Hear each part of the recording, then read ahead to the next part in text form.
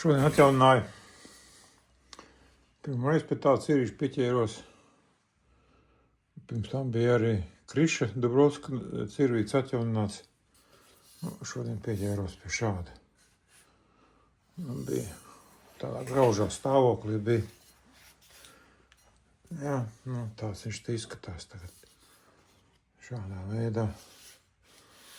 Jā, tāds gaļas cirvīts. Jā.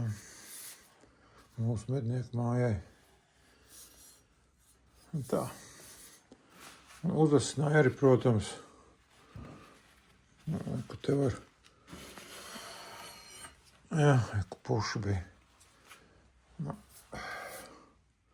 Pastīsimies. Mums vēl atklāšana priekšā, kā uzdīsies. Tad zināsim. Jā, tā kaut kā.